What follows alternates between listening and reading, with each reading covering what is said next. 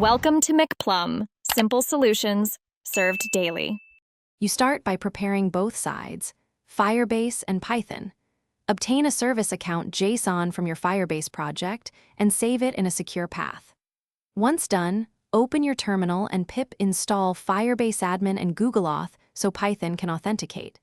Make sure the service account has the database or Firestore role you need. Restricted roles block access. Now create a minimal Python file in your project folder to load that JSON and begin initialization.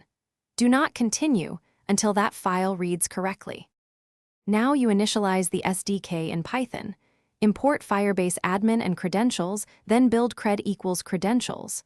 Certificate path / to / service account key. JSON. Next call Firebase admin.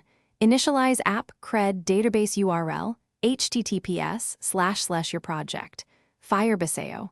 Com for real-time database or supply project ID for Firestore.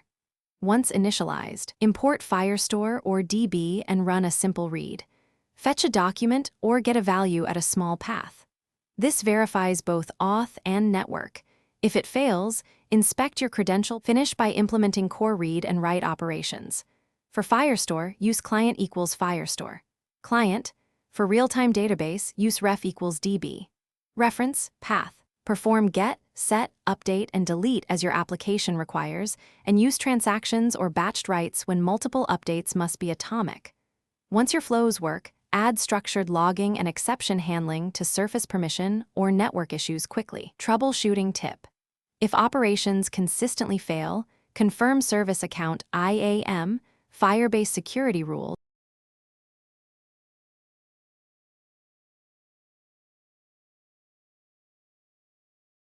Thanks for watching. Stay juicy and subscribe.